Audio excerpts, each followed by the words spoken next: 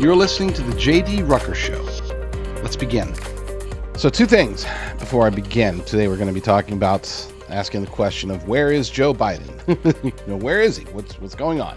What's happening? Is he okay? Is he alive? Is he truly recovering from COVID, or did something else happen? Some are saying he's in palliative care. Some are saying that he's already dead. There's lots of rumors going around, and some are saying, oh, no, he's fine. We heard him yesterday. So we're going to cover all of that today. But first, just a couple of quick notes. Number one, I am not one, I don't hope, this isn't like, like the Democrats and many of the leftists were like, I wish that Thomas Crooks hadn't have missed, or, you had one job or whatever. That idiocy of hoping that Donald Trump died. I don't care who, and I said this yesterday, I don't care who is president of the United States, unless they are full-blown literally handing the nation over to, I guess you could sort of say that Joe Biden was handing the nation over to China. But unless it's, I guess, more blatant, more direct, more straightforward, unless there is actual treason happening that we can prove demonstrably, then no, I don't wish any ill upon any president of the United States. Even when Barack Obama was in office, look, I consider the man pure evil. I still do. But I don't wish him dead. I don't wish him to, anything bad to happen to him other than spending the rest of his life in jail. That would be nice. But no, I don't wish anything ill to him or Joe Biden or Kamala Harris or any of them. Okay. Now, I guess you could sort of say when it comes to Adam Schiff, I wouldn't even make an exception for Adam Schiff. He is still a human being. I'm not his judge, though I do believe he will be judged. But with that said, so no, I'm not hopeful that Joe Biden is anything's wrong with him. I hope he recovers and he's back in the White House. I said yesterday, I'd rather have him in the White House in the Oval Office than Kamala Harris. That's for sure. But number 2, and this is arguably more important from a understanding where I stand perspective. I am not one. I have fought against this conspiracy theory from the beginning. Okay, I mentioned it a couple times yesterday about, there are questions, because that's factually correct. There are questions. People are questioning, where is Joe Biden? Okay, where is he? I mean, this should be, at this stage, we're now 6 days since we last saw him. I mean, at this point, it's safe to get mad. I mean, we should be upset. They should have shown it to us, and he should have done something. I mean, his entire party, his entire government is in a state of disarray right now. And you might say, oh, that's good because we want Democrats in disarray. Look, I don't want them in disarray. I don't want anybody in the White House or in Congress. I don't want chaos. I want things to be stable, and then let's discuss ideas and let's figure out how to fix problems. What we don't want is mass turmoil and chaos. That doesn't benefit anybody. Even from an electoral perspective, you might be like, oh, but this will help Trump. Look, that's not, Trump will be just fine, okay? One way or the other, Trump, when it comes to the election, he's going to win or he's not. He's either going to win because he's able to build up enough votes and, more importantly, enough ballots in order to win, or they're going to beat him through nefarious means. So, but I'm not interested in, let's hope that the Democrat Party in the White House goes into complete disarray. Hoping for that is ludicrous. It doesn't make any logical sense, because you're basically hoping for chaos that can do harm to the nation. And we don't want that. We want stability, and then we want to beat them on the battlefield of ideas, concepts, and demonstrable results, which the demonstrable results from the Democrats for the last 4 years have been just abysmal. So it should be an easy one for us. Anyway, so no, I don't want disarray. But with that said, there are all these conspiracy theories out there, and they've got to be addressed. I mean, they do need to be addressed, not necessarily by me, though I will be addressing them, obviously, today.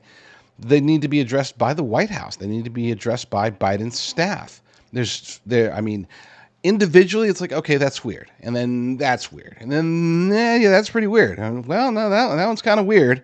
And then you start thinking, wow, there's a whole lot of weird stuff going on in just the last 6 days. It's like, wow, I wonder, what could it all mean? We will see. That's what we'll be diving into today. But before I get into that, I want to do a quick shout out to my partners. I don't even want to call them sponsors. They're my partners. I talk to them on a daily basis. The good folks over at Genesis Gold Group are the one company that I recommend, and I try to get other people to recommend them. I talk to show hosts. This is one of those situations where, generally speaking, as a show host, you don't want to tell other show hosts about your sponsors, how great they are, because you want to be, the only gig in town. You don't want to buy from that guy or this guy or that guy. It's different with Genesis. Okay, for me and Genesis, our relationship is very much different. I do work in very close tandem with them to basically fight the other gold companies. This is why I promote them to even other show hosts. And if you have other show hosts that you listen to, and you probably do, then I would recommend have them reach out to me. It's easy, jdrucker.com/talk. Have them reach out to me if they're recommending other gold companies, because here's the thing. Here's the thing. There's three reasons that I work with this company. Okay, and again, I call them partners, not just sponsors. I work with the number one. They are an unabashedly faith-driven company. Okay, it's Genesis from the Bible, like is in the first book of the Bible. That's what the company's named after. They have pastors on staff. They literally have pastors on staff at Genesis Gold Group. You won't find that anywhere else. That's number one. Number two, they don't try to con people out of their life savings. And you might say, well, do other gold companies try to con people out of their life savings? Yes, yes, they do. Period. I mean, if you got a favorite gold company or maybe a gold company that you don't like, and they want to question me about this, they're invited to come on air, and I would love to ask them questions about how they do business, about their profit margins, about how they're able to somehow offer $10,000 in free silver. And don't worry, you just give us a $299 processing fee, and we'll give you $10,000 in free silver because math. They deal in hopium. Okay, they demand that people suspend disbelief and pretend like up is down and down is up, and then after the whirlwind of this, that, or the other, sign here and give us your life savings, and then anyway. But then the third reason that I love working with them, or I guess this isn't even, I was working with them before they had the Prepper Bar, but once they had the Prepper Bar, it's like, okay, yeah, that kind of seals the deal. I'm stuck with these guys forever, because no way that I could ever recommend a different product. The Prepper Bar, darn it, I didn't bring my wallet. Oh, I did bring my wallet. I lied. The Prepper Bar it's you can put in your wallet, literally. And it is, stand by, it is this. Okay. It's this. It's a silver bar. You can get gold or silver. I can't afford gold. So silver bar, you can break it apart there's 19 little pieces here, right? 19 pieces. You can take it, break it, trade it, barter with it, whatever. If things do go south, you're going to not just want money, gold and silver in your depository. You don't even necessarily just want it in your safe. You want to be able to carry it around. And who wants to put jewelry on that's just going to attract the criminals to come at you? Having wealth in your wallet, so to speak, is important. And the thing with Genesis is that they are the only precious metals company out there offering, gold IRAs. There's a lot of companies offering gold IRAs. Genesis is the only one that can put prepper bars in your IRA. Things start to go south. You got you got a couple $100,000 in your gold IRA, and it's like, okay, great. But then things start looking really crazy. It looks like there's going to be rioting and perhaps economic collapse.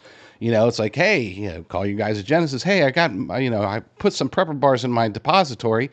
Can I get those out? Can I, and they'll be like, yeah, of course. And then, of course you have to pay taxes and all this. And it's like, fine, give me my prepper bars. How long will it take? And it's like, well, we can get it to you in under 2 weeks. Great. Do it.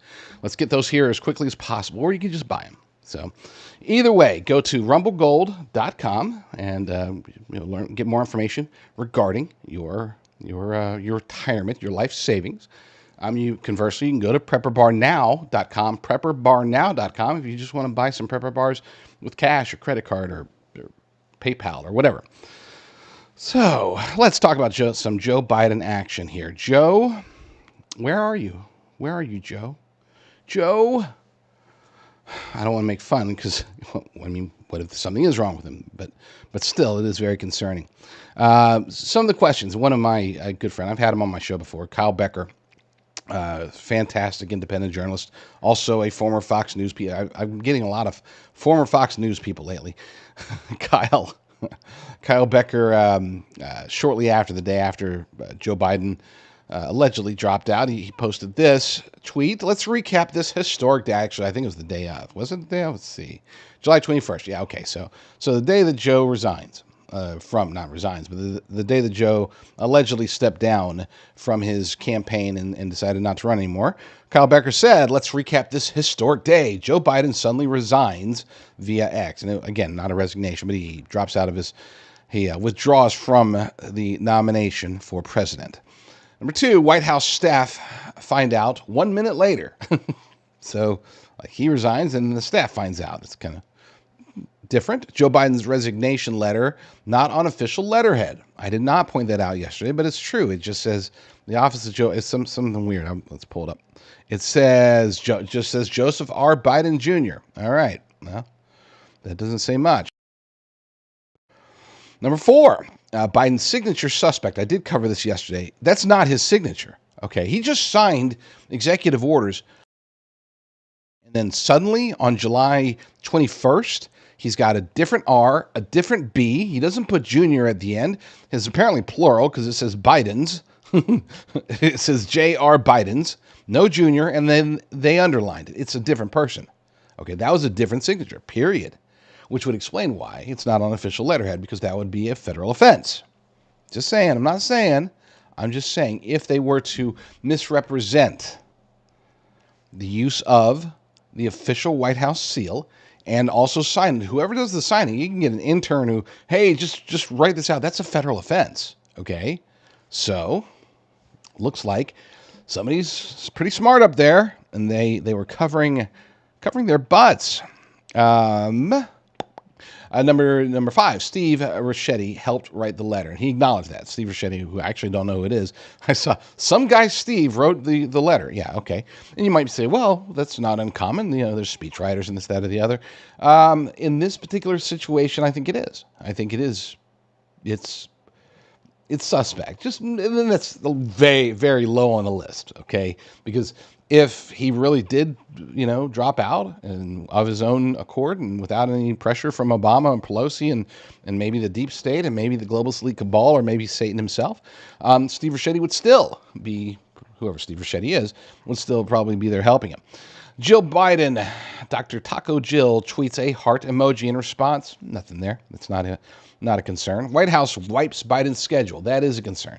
Okay, because again, we just found out yesterday from his doctor that everything's going great and he's recovering, and then all of a sudden, his schedule, we're not just talking about a campaign schedule, we're talking about his official duties, meetings that he was supposed to have, like 10 of them, gone, just gone. White House Chief of Staff calls the cabinet, manages the comms. The White House Chief of Staff is, some would say, the most powerful person in the White House other than the president. And the White House Chief of Staff calling the cabinet, that's not necessarily suspicious, but it did happen. Frank Biden confirms health a factor, and we did cover this yesterday. Frank Biden, the brother of Joe Biden, did say, and he made the ominous note of, we're happy that Joe quit, basically, or dropped out because we want to spend time with him while we can, or something to that effect. I don't have the exact quote, but it was ominous. It was something that people say if their loved one is about to die. Okay, I mean, that's what people say. You don't say, oh yeah, we can't wait, finally get Joe to ourselves. We're gonna, no. It was like we want to spend time with him while we still can, while he's still with us. That's what you say if somebody's dying. Family suggests Biden may have terminal illness. Now look, let's just stop right there. If you're the family member of the President of the United States, number one, you don't mention or even insinuate or imply or anything a terminal illness for that person unless it's true. So I would argue that at the very least, based upon those two things, the family aspects of things, what Frank said and what other members of his family have also been saying and insinuating, that the best case scenario is that Joe Biden is dying. Maybe he's not in palliative care. Maybe he's not dead already, but something is, they don't think that he has a lot of time left. Next, Joe Biden holds no live press conference, which you could say, well, but he was sick, except that the doctor says that he's not that sick. Okay, so where is he? Okay, at this point, by day 6, he should have had a press conference. Now, if you're watching this, by the way, just before I continue on there, just real quick, if you are watching this over on RVM News or Spreely.tv or any of those other places, they syndicate this for my show, which airs on my Rumble channel at jdrucker.com/Rumble. That'll take you to my Rumble channel, so be sure to go there. Right now would be a good time in a separate tab. So subscribe, obviously, so that you can see the show, because this show goes up on at 2:30. I don't know what time you're watching it currently, but this show goes up at 2:30 p.m. Eastern Time, 11:30 Pacific a.m. 11:30 a.m. Pacific, 2:30 p.m. Pacific Time is when the show goes up. So we get picked up. The first hour gets picked up over at RVM News's Rumble channel. Praise God for that. The second hour gets picked up over at Frank's Speeches. Frank's Speech, Lindell 2, as they say. So praise God for that. And that happens at, I believe that's at 5. I'd like to say it's 5 p.m. Pacific. I don't know. I don't know where I am, where my show is, but I do know that at 11:30 a.m. Pacific time every Monday through Friday, you can find it at jdrucker.com/Rumble. The reason I bring this up is because, heck, this show might be obsolete by the time you watch it. Maybe Joe came out and said, "Hey, I'm alive. It's me. It's really me. I'm not a clone. I'm not artificial intelligence. I am Joe Biden, and you can bank on that," or I don't know, whatever. Add in your Bidenism, whatever one you would like. And then of course, the question is, where is he? Where is Joe? Just another day in the Joe. Oh, here's that. This is the was it Steve Ricchetti. That's him. And as Kyle Becker said, a guy named Steve wrote it. I don't know who he is. So maybe you do. So let's go to the elephant in the room. The elephant in the room is that there was a call yesterday between Joe Biden and his campaign staff, at least parts of it, and Kamala Harris was there as well. And so Joe Biden calls in. It's 2024. There's ways to do video, but whatever. He calls in, goes up on the loudspeaker, and depending upon your perspective, I'm going to play it here in a second, but depending upon your perspective, this is either proof positive that, Joe's alive. Praise God. He's alive. That's him. That's definitely him. Definitely not artificial intelligence. Definitely not an impersonator. That's certainly for sure Joe Biden, and he's still alive. Obviously, maybe he's in bad shape, but he sounds okay. He sounded okay. If that is Joe Biden, or if you listen to it and you think, man, that's AI. That's an impersonator. That's pre-recorded. That's whatever. Then obviously, instead of being proof that he's fine, that you show that as proof that he's almost certainly not fine. That if they're going to this extent, this extreme, in order to prevent, to throw out some variation of proof of life, then, and I'm torn between the two, I'll admit, okay? I am, my first reaction was, man, that certainly sounds like AI. And I would encourage you, if you're not familiar with, for first things first, artificial intelligence when it comes to voices is extremely, it's terrifying how good it is. There's this scam going around. It's been going around for over a year now. Scam where they're able to record somebody's voice, right?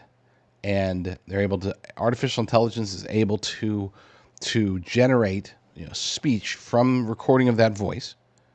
And then they hop on the phone and they call loved ones, and they terrify them. They're like, we've got your daughter. Send $10,000. Here she is.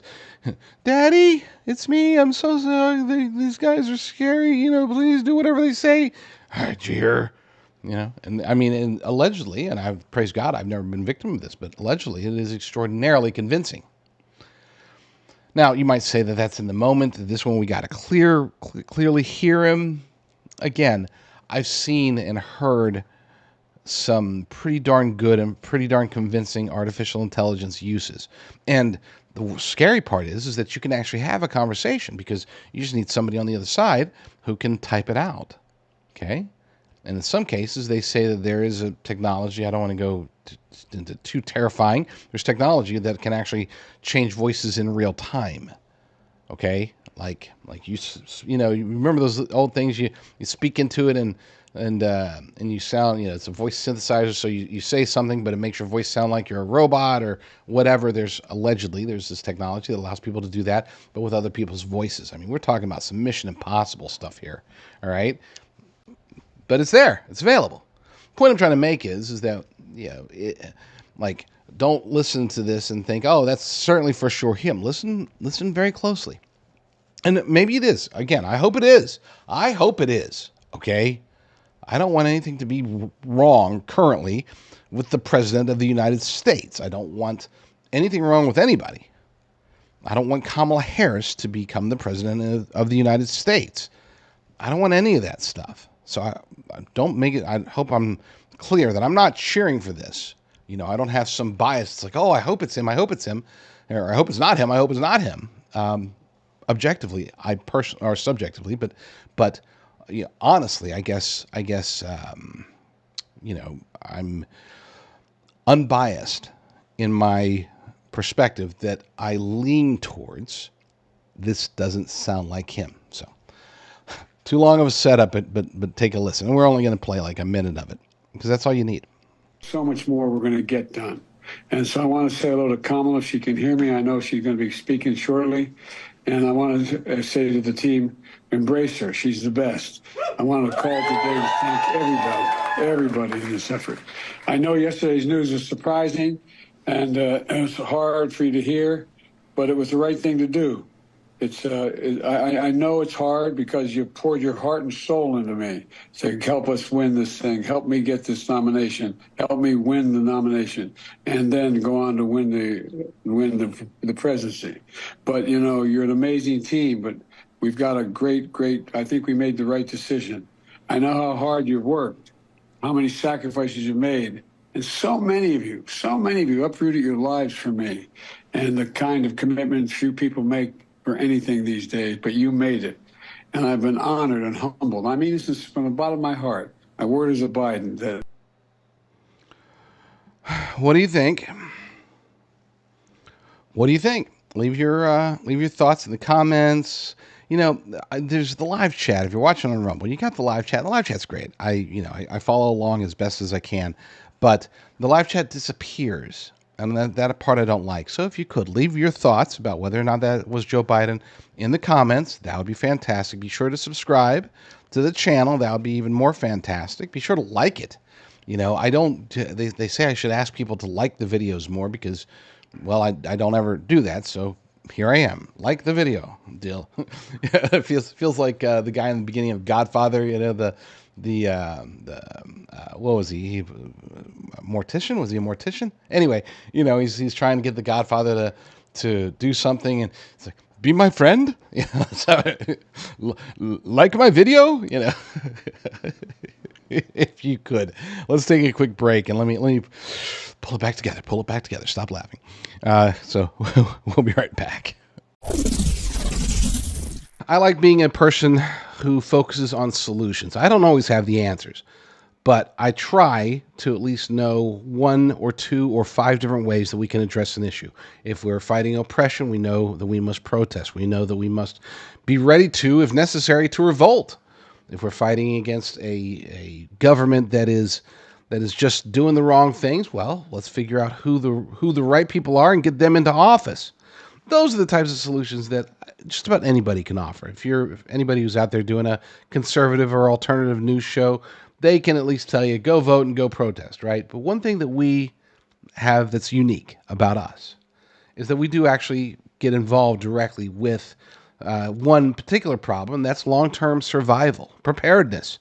Just in case, hey, let's say we can't stop the destruction of the United States. Let's say we can't prevent the next cyber attack. Let's say we can't prevent an invasion, God forbid, or anything like that. Then at least we should be able to bug in appropriately, and that's why I'm very proud to be one of the owners of a company that services Americans specifically with long-term storage beef. We're talking about the good stuff. We're It's not beef crumbles or beef chunks. We're talking about ribeye, New York strip, tenderloin, sirloin. We're talking about freeze dried. It's cooked sous vide, so then freeze dried for a 25-year shelf life. So you're good until 2049 if you buy enough of this stuff. All American beef. We don't import anything. It's born, raised, slaughtered, and then packaged and shipped out from Texas. Doesn't ever leave Texas until it's in a bag heading towards your house. So that's my contribution, so to speak. I know it's not much. I know that there's other people that are fighting really hard, getting into heavy activism, fighting the lawfare side for conservatives and all that good stuff. This is what we've got. I mean, it's different, but hopefully we fulfill a need that you have. Be sure to use promo code JDR. That'll get you the maximum discount at any given time. And as of right now, as you're watching this, that maximum discount is 25% off. So, yeah, stock up. Stock up now. Stock up as much as you possibly can. Get high-quality beef by going to preparewithbeef.com. That's preparewithbeef.com. So, that's probably not enough evidence for you. That's all I've got. So, I'm just kidding. I got a lot more. There's and let's be clear. All the evidence we got is just circumstantial evidence. It's just oddities. But you add up enough peculiarities, and all of a sudden you start asking questions, which is why everybody's asking, "Where's Joe?" So we'll see. So let's move on to this story by Jordan Schachtel, my good friend, over at Dossier.today.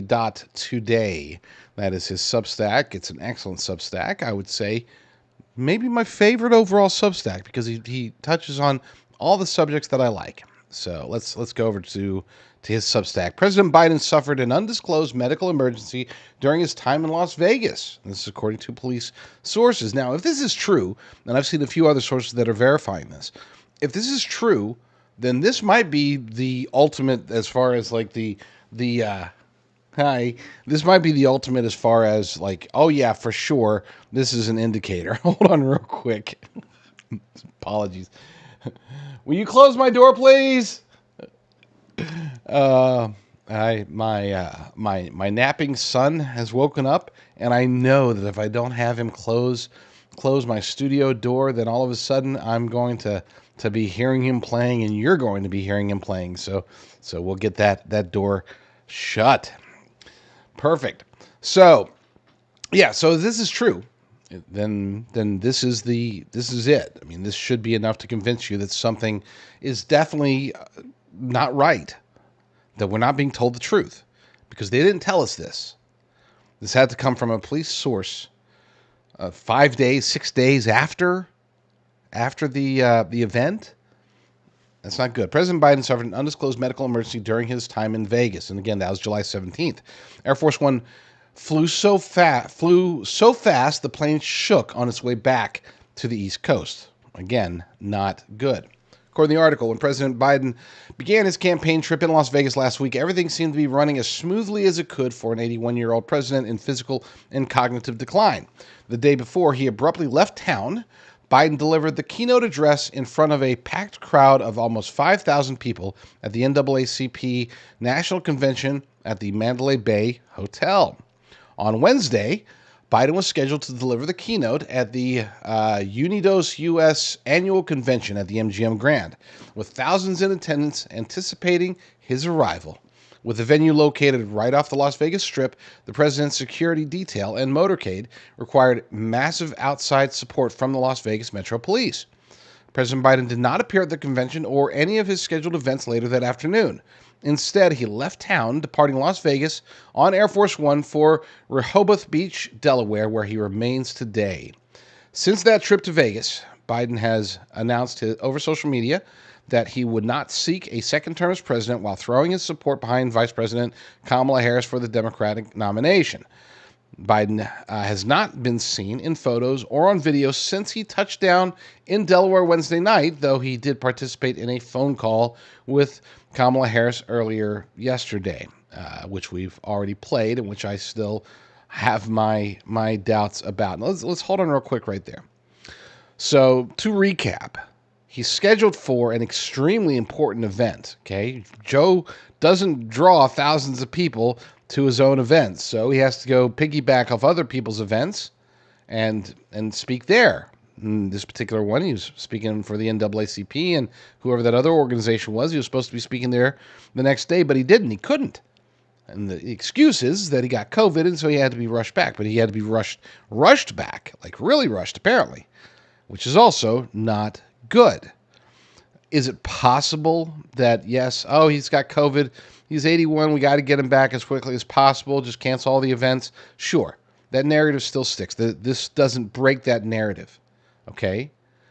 But is that a medical emergency? Like, people have to, it's not like oh, COVID got me, and they fall out, like fall over, whatever, like they did those early videos and when the scare tactics were still going, video from China, and this new novel coronavirus is people just falling flat on their face suddenly. We didn't see that with COVID.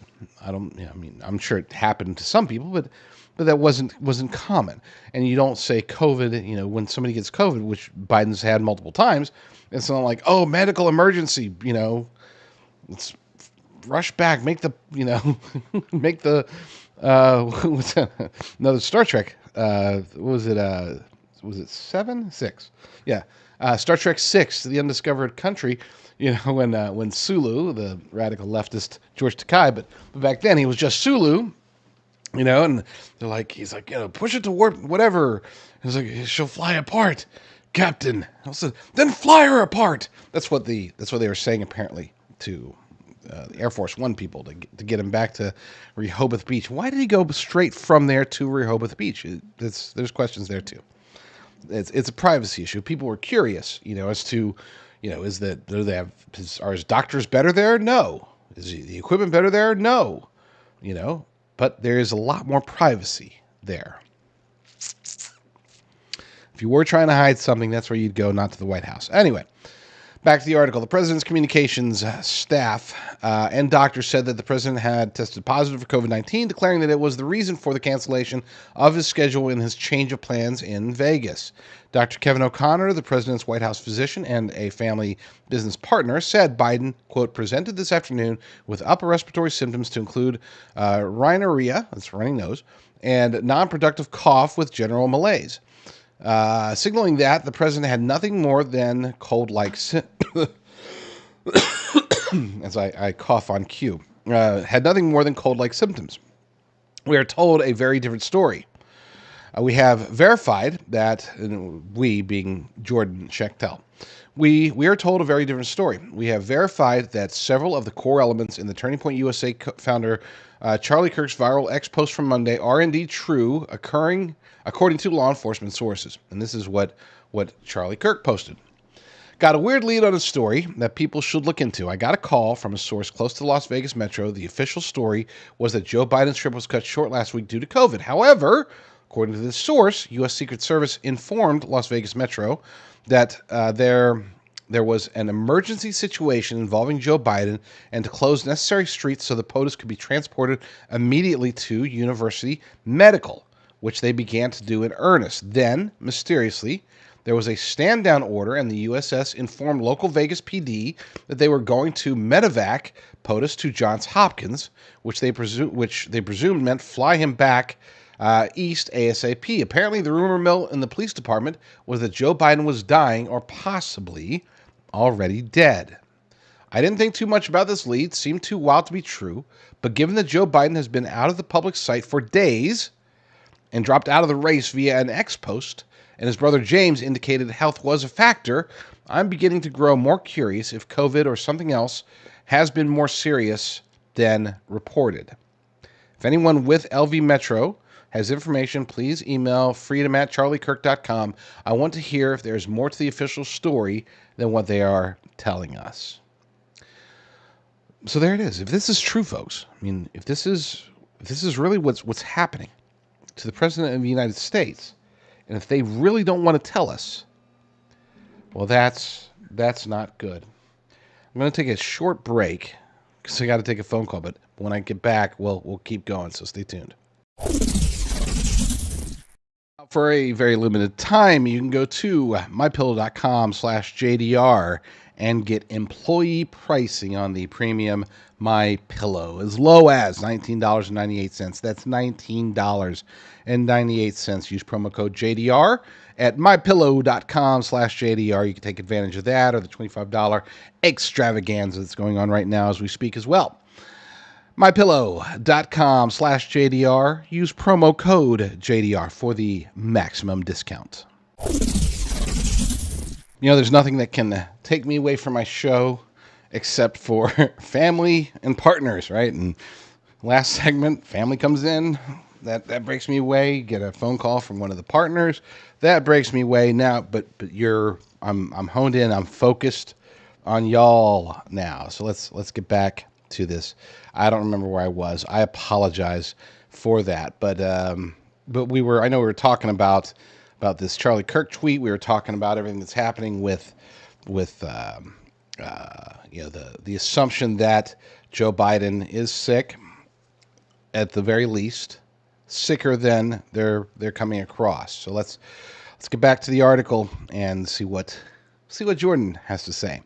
Dossier obtained independent testimony from over half a dozen law enforcement officers who participated in the president's security detail and others who spoke from firsthand knowledge of the incident that unfolded that day. For the story, we worked with Turning Point Action to secure the testimony of several sources and vet their legitimacy.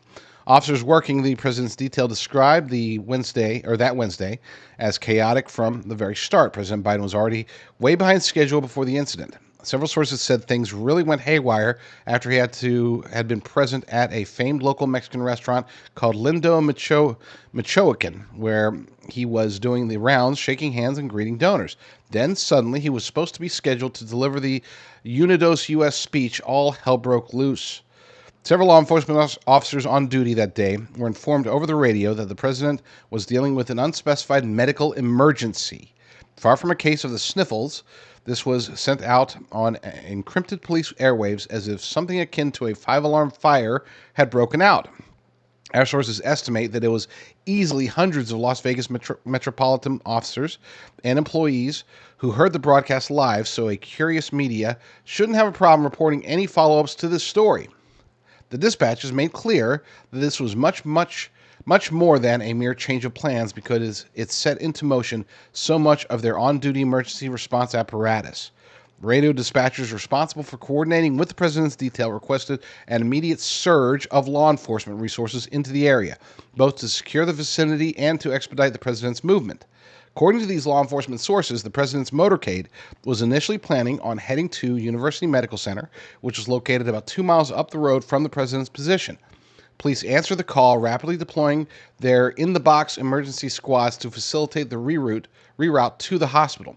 While researching for this story, we found that the local NBC affiliate KSNV confirmed last week, without much publicity, that UMC was on standby after being alerted about a possible medical issue with President Joe Biden Wednesday afternoon after he was visiting Southern Nevada. And I'm not going to play it because it basically just says what I just told you. But the president's team decided not to bring him to the hospital. The plans changed in rapid succession once more. It was then relayed over to one on-duty officers on the president's detail that they would need to clear an express route to Harry Reid International Airport. The police assigned to the president's detail and the emergency in-the-box squads then redeployed their resources to getting the president out of town as fast and as safe as humanly possible. Now, does this sound like, he's got COVID? Emily Gooden, the senior White House correspondent for the Daily Mail, reported that on the journey back east, Air Force One flew so fast the plane shook, arriving in Dover in just 3 hours and 48 minutes. From Las Vegas to Dover. Several of the officers we spoke to said that this was indeed being reported and acted upon as a full-blown medical emergency, insisting that a simple positive COVID test would not have warranted such a drastic, massive response. Only President Biden and his inner circle seem to know the truth about what exactly happened last week in Las Vegas. Hopefully, the public will be made aware of the events that necessitated his emergency departure from Sin City. Now, there's a note in there. Something, that as as Schachtel notes, corporate media should be able to get to the bottom of this pretty quickly with their resources, considering there was a corporate media, a local media response detailing, at least in part, what happened, considering that the rumors that we're seeing all seem to be pointing in the same direction, and considering that it's now been 6 days. This, to me, is even, well, maybe not bigger indication than that story, but pretty big indicator that the narrative is being formed for a coming announcement about Joe Biden's health, a coming announcement that he is not okay, that things are much worse than just COVID. In which case they're lying to us, and corporate media is complicit. I don't know if they're complicit in that they know exactly what's happening, or they're complicit in ignoring an obvious bombshell story, intentionally trying to mislead the people on behalf of the Democrat Party. Now, you could argue, and here's the argument. So let's jump ahead real quick. Let's say, you know what? You're right, Rucker. You're right, Schachtel. You're right, Charlie Kirk. You're right, conspiracy theorists. Something was wrong, but we couldn't say anything because of the delicate nature of the current geopolitics. It makes it to where we could not just come out and say, oh, the president's sick, the president's dying, the president's gone. We need to make sure that we have the apparatus and the infrastructure in place to be able to handle the situation accordingly. And that's why we lied to you. You know, we withheld the information because of the sensitive nature and the current geopolitics and yada, yada, yada, yada, yada. Okay? That's, if this is true, if there really is something wrong with Joe Biden, much worse than what we're being told, then that's their excuse. That's what they're going to tell us. If they tell us anything at all, by the way, they might just say, oh, yeah, it is what it is. We did that. Sorry. You know, move along. I mean, they withheld from us, at least some of us, they withheld from us for over 3 years that the president had massive cognitive decline, that he has dementia at the very least. And they pretended like, oh, I mean, they literally went out and they got mad at people like me for promoting the idea that, no, of course it wasn't just, cheap fakes. No, he really did fall. He really did say those stupid things. He really is here on mental decline.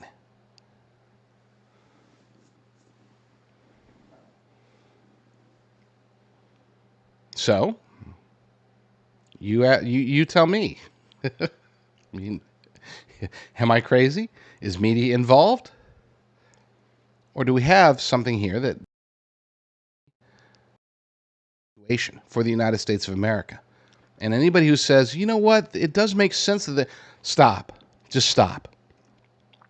We're talking about the United States government. It's not government. Period.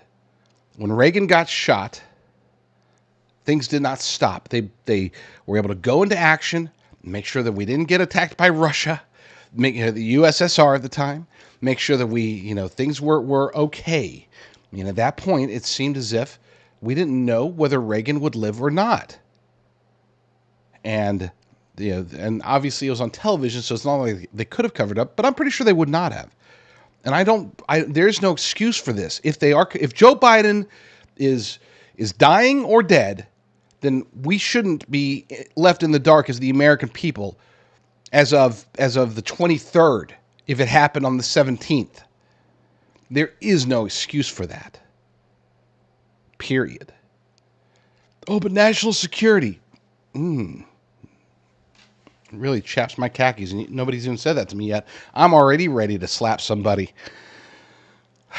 Let me take it down a notch. We'll take one, since I did a quick break before because of the phone call, I'm going to do another very quick break. Do like a 30-second break. And then when I return, we'll finish this up. So stay tuned. This, my friends, is the Prepper Bar. It is the all-new Prepper Bar. It is a silver bar. You can also get a gold one. It's a silver bar, 62.2 grams. It is perforated, so you can see, you probably can't see on the camera, it's perforated, so you can break it apart into little pieces, and it fits right nicely into your wallet. This is, in my humble opinion, the easiest way to carry wealth around with you, carry wealth in your wallet, just in case. You never know when things are going to go south. So check it out. Go to prepperbarnow.com. That's prepperbarnow.com, and see about how many you can pick up today. See, I told you it'd be quick. That's yeah. I have the longer ones that I have for longer, and the short ones when I'm behind. And today I'm behind because I don't even know if I'm going to be able to get to this next story all the way through. But we're sure going to try. So without further ado, this one comes from QTR. It's over at Zero Hedge, but it comes from QTR's Fringe Finance. Great Substack, by the way. And I would just be clicking on it, except you have to be a paid subscriber to get the whole story there. But you can get the whole story here at Zero Hedge. And the question that, of course, everybody's asking is President Biden alive? And I'm not gonna. Well, I'm gonna read this in its entirety. It's not too terribly long, but let's try to get some real clarity throughout. Before I start with my analysis, I want to make the point that I hope President Biden is doing fine and on the path to recovery from COVID, as his doctor claimed in the letter, which they'll discuss below, that he was. I hope we can take the administration at their word, but I also think it's helpful to not ignore mounting critical questions for our country. I don't want to start the morning off with hyperbole or sensationalism, honestly, but rather with what, in my opinion, has developed as a legitimate question over the past 24 to 48 hours. Is the current president of the United States still alive and or fit to lead? Ever since dropping out of the presidential race on Sunday via a letter with a signature that has been questioned, and let's be clear, just up front, that's not Joe Biden's signature, period. You cannot, that's not he didn't sign it. It wasn't like, just a sloppy version. It was a different person, a different hand made that signature. 100% certain.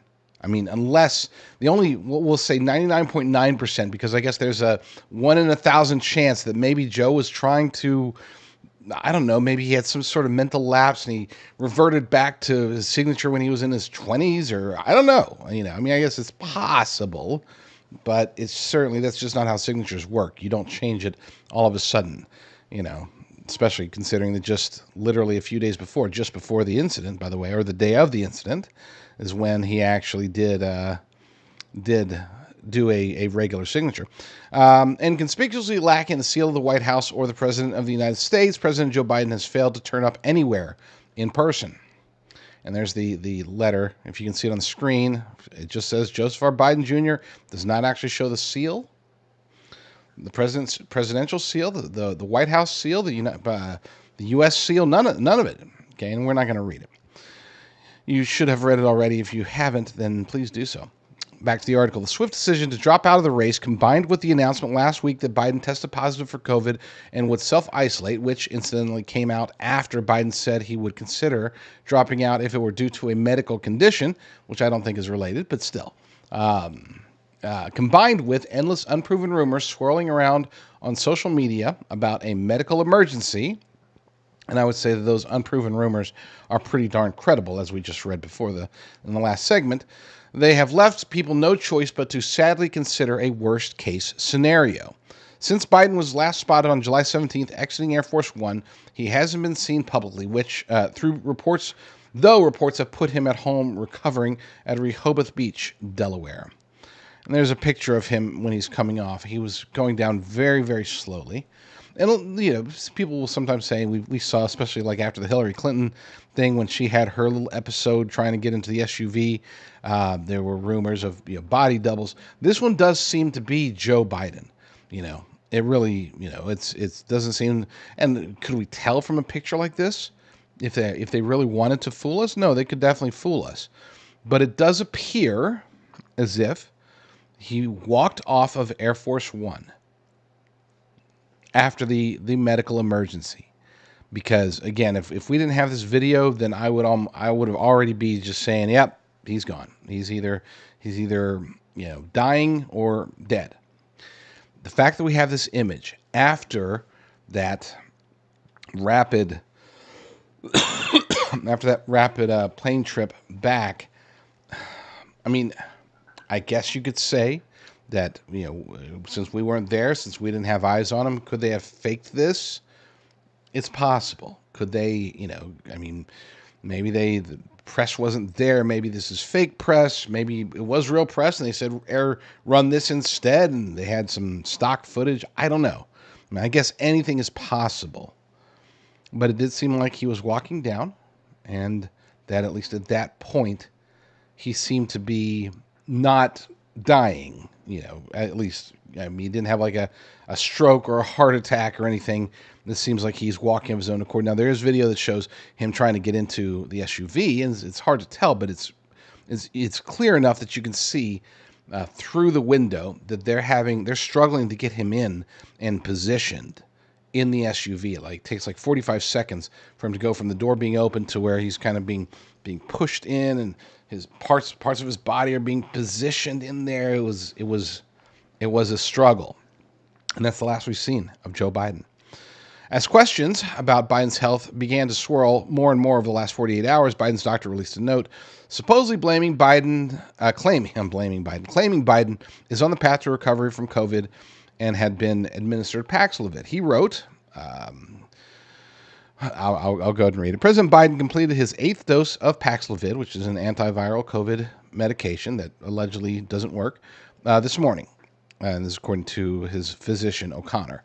His symptoms have improved significantly. His pulse, blood pressure, respiratory rate, and temperature remain absolutely normal. Now, the author of this article goes on to highlight, why would you say absolutely normal? I mean, that's kind of, it's like, it's a wasted word, so to speak. Normal is normal. There's he's not just normal, he's absolutely normal. His temperature is absolutely normal. No, it's just normal. If his temperature's normal, it's just normal. There's no need to add an absolutely.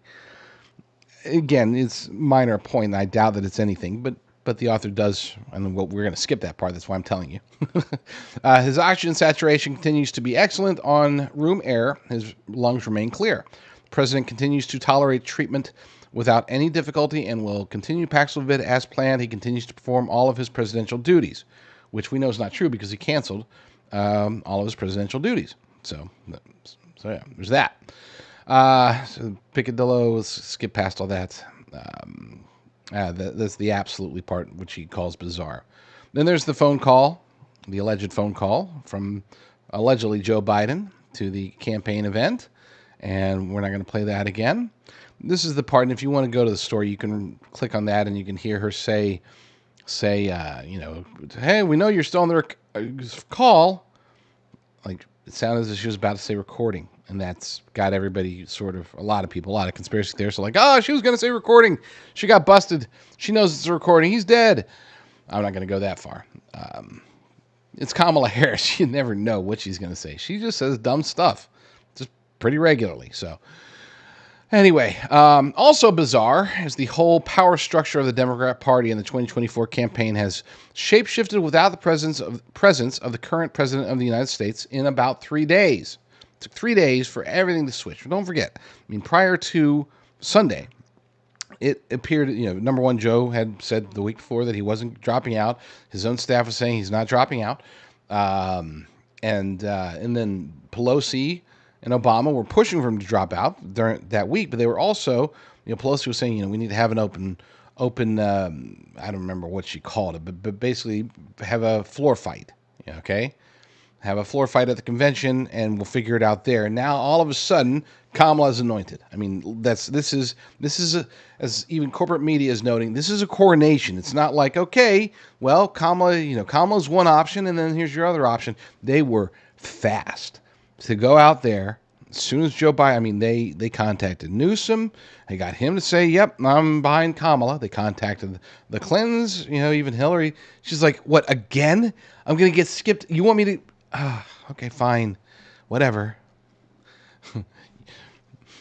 I don't know if I would make her mad, but who knows? Maybe she didn't get mad. I don't have firsthand knowledge of that, but I know that they were very, very quick. I think they might have been the first ones to go and endorse Harris. Gretchen Whitmer has since endorsed Harris.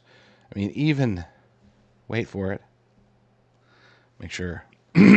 Pause for dramatic effect. Even George Clooney, the Democrat kingmaker, has endorsed Kamala. I jest, but still.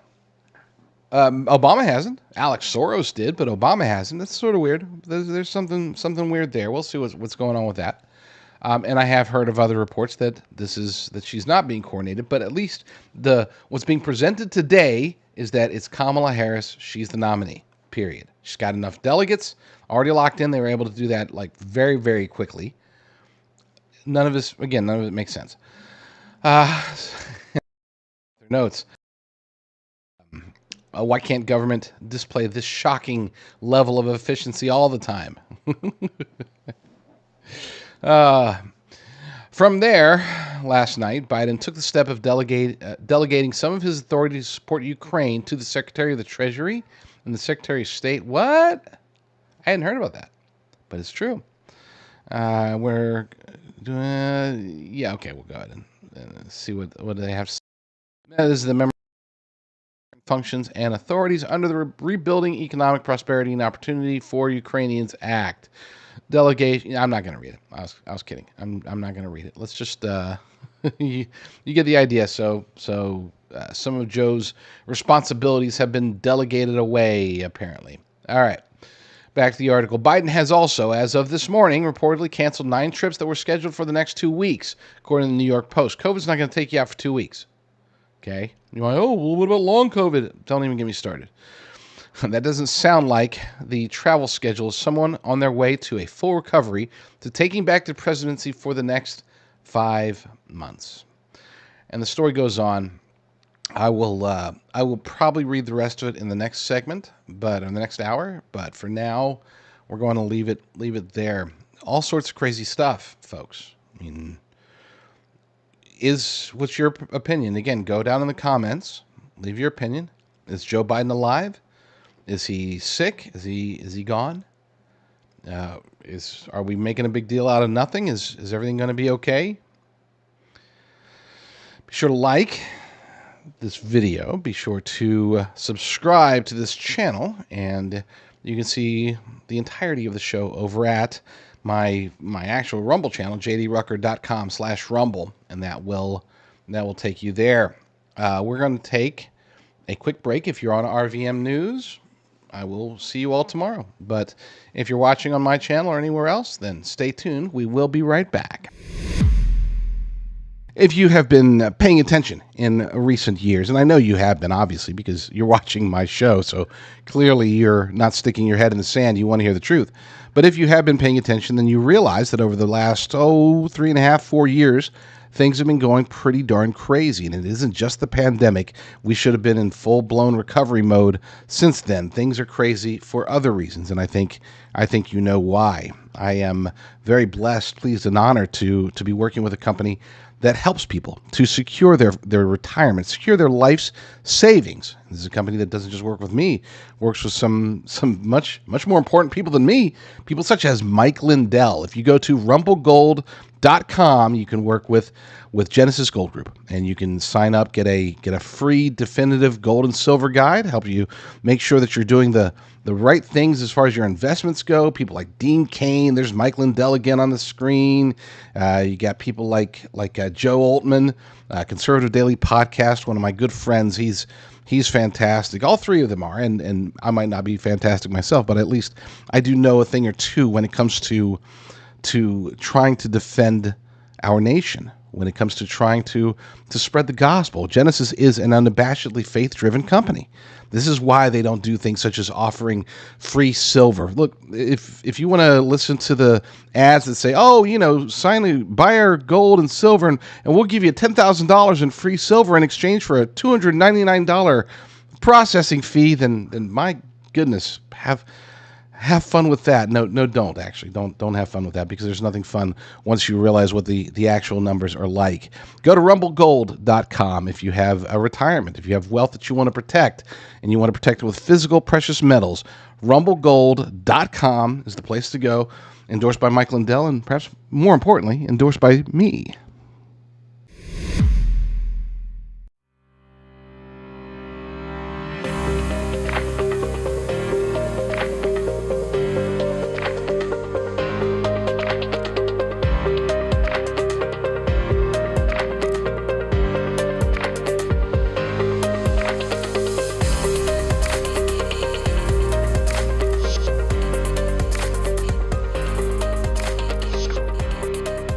You're listening to the J.D. Rucker Show. Let's begin. And we are back. We are back for our second hour of the J.D. Rucker Show. If you're joining us now over on Frank's Speech, Lindell 2, welcome. First hour we were talking about, a whole bunch of stuff. Talking about how it appears that there was a medical emergency for Joe Biden back on July 17th when they're telling us that he just had COVID, but apparently the reaction to this medical emergency didn't seem like COVID at all. It sounded like a lot more than just a guy getting a positive test for COVID. They were diverting traffic, taking him to the hospital. Then they were getting him on the plane instead and flying him back to Rehoboth and Beach and having him going as fast as they possibly could. The only evidence that we've seen so far that he is not, in serious trouble or was in serious trouble during that time was that there is footage of him leaving the plane. Now, again, as always, it's possible they could just fake the footage, right? I mean, we weren't there. We can't verify. It seems unlikely, and it does seem like that after he exited the plane, he did have trouble just getting into the SUV. That took quite a while. I played a video, and I'm going to, just in case, because I played it in the beginning, I'm going to go ahead and play this one again. You tell me, again, for those who missed in the first hour, it's only like 50-something seconds, but those who missed in the first hour, this is either, if you believe that this is Joe Biden, who is calling in to this campaign headquarters with Kamala Harris, then this should be proof positive 100% that he is alive and at least well enough to speak. Maybe not well enough to go on video, but at least he can speak. If you don't think it's him, if you think it's artificial intelligence or an impersonator or pre-recorded or whatever, then you'll take this as further evidence that they're covering something up, that he is not okay and that something's wrong. Before I play that, just in case you're catching this on Frank's Speech and you missed my disclaimer, two disclaimers. Number one, I don't have any hope. I truly hope and pray that Joe Biden is okay, even though he's our political foe. We want him as a human being. We want him to be okay. We're not Democrats. We don't wish that they wish that the shooter hadn't missed Trump. That's not our style, and it's just not the human style. I mean, no, we don't want anything to be wrong with Joe Biden. That's not even taken into consideration. That would mean that Kamala Harris is president, and God forbid that. But number two, my other disclaimer is that I have, generally speaking, I am a conspiracy theorist, but I don't just fall for any old conspiracy theory. I like to look at them. This one is compelling simply because, the little oddities here, there, and everywhere. The report yesterday, again, from the Las Vegas police saying that it didn't seem like it was COVID. It seemed like a lot more serious than that. That and then everything else that we've seen, plus the fact that on day 6 we still haven't seen him, at least as of the time of this show being recorded live. And by the way, just for those of you watching on Frank's Speech or wherever, greatly appreciate you. But if you ever want to see the entire show from beginning to end, it's a 2.5-hour show. I get 1 hour on Lindell, which is, I'm blessed, I'm honored, I'll take it. Okay, but if you want to see the full 2.5 hours, it's at 11:30 Pacific, 2:30 Eastern.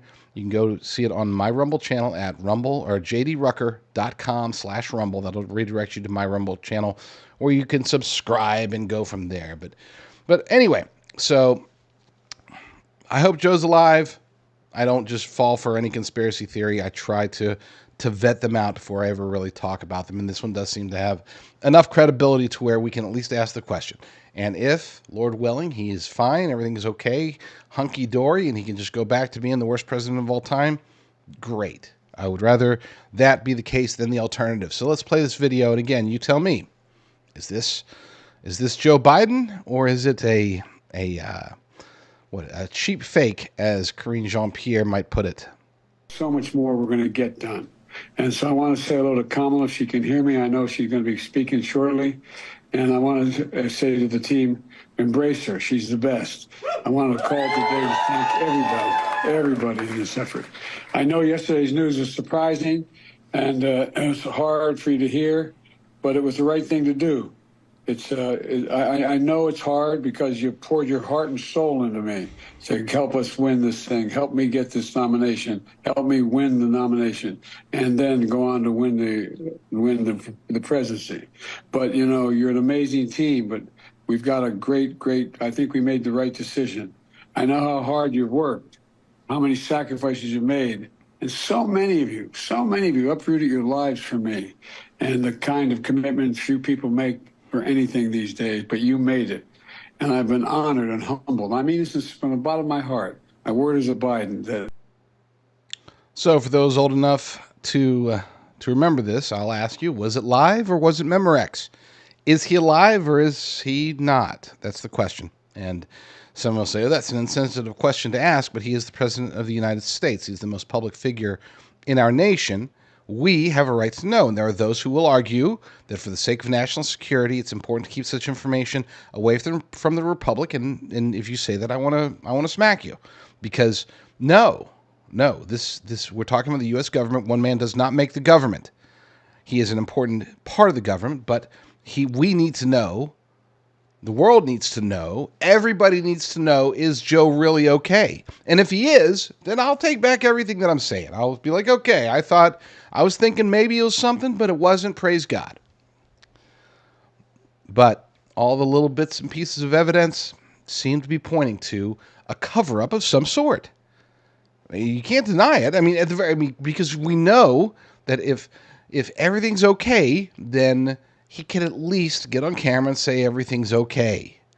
Okay? He can at least say congratulations to Kamala. You know, he could say everything that he said in that audio, but he could say it in video, and even then, okay, oh, you could be fake too. Okay, great, but at least we'll be more at ease. People are asking questions. Unfortunately, and this is more evidence, by the way, that it is a cover-up. Unfortunately, corporate media is not asking these questions. They don't seem to be that concerned that the President of the United States hasn't been seen for 6 days, has been sort of maybe possibly heard one time in a very questionable manner. We're told that he's fine, and just, you know, he's got doesn't even have a temperature anymore, and yet we haven't heard from him. We haven't heard from Dr. Taco Jill. We haven't heard from Hunter. We haven't heard from anybody. The only thing that we've heard are cryptic messages from Frank Biden, the brother, who I guess they didn't get to in time to tell him, hey, don't say things like, hey, we're excited, we're very happy to spend as much time as we can with him. I mean, that's what you say to somebody who is dying, not somebody who is just had COVID and he'll be back campaigning for Kamala any moment now. Of course, there's a fake signature. There's a plethora of circumstantial, anecdotal, probably nothing information. When you got probably nothing 12, 15 times, maybe there's something there. And we just want the answer. That's it. We're not making accusations. I'm not, at least. Making accusations. I'm just saying it sure seems awfully suspicious, and those suspicions could be alleviated with a word from Joe. And corporate media should be asking the question. The fact that they're not adds fuel to the fire, because we know that if there is something wrong with Joe, then the word goes out in private memos to producers and editors across the country, to the corporate media that they own, and says, hey, don't ask about Joe. We'll let you know. Just don't ask. Don't even bring it up. Talk about something else. Talk about Kamala. Talk about how great Kamala is. Yeah. Whatever. So let's get back to this article. Again, this article is from, you can find it over at zerohedge.com, and ask the question, is Joe Biden alive? And I talked about it, the first 2/3 of it in the first hour. Let's just keep going with it. So right now, circumstantial evidence is, one stroke at a time, starting to paint a picture of it potentially being reasonable to question whether or not the president is healthy. After all, Democrats have lied about Biden's mental health for years now. Why wouldn't they lie now about his physical health? Now, with every minute and hour that goes by, the whereabouts of President Biden will be the topic of discussion until he resurfaces, or at least shows his face. Through a series of endorsements and behind-the-scenes string pulling, all of Joe Biden's necessary delegates have transferred to Kamala Harris in the short span of just a couple of days. Tens of millions of dollars in capital have been raised for Biden, that have been raised for Biden, have drifted to Kamala Harris via political osmosis. And there's some questions there, but maybe we'll talk about it. Probably not. Rumors are abound about what additional turns the party may take at its own convention. I would not be surprised to see a major geopolitical event take place this week, given the precarious nature of the political situation in the United States right now. And we did have, at least to some extent, we had a little bit of, I wouldn't say political, what do you call it?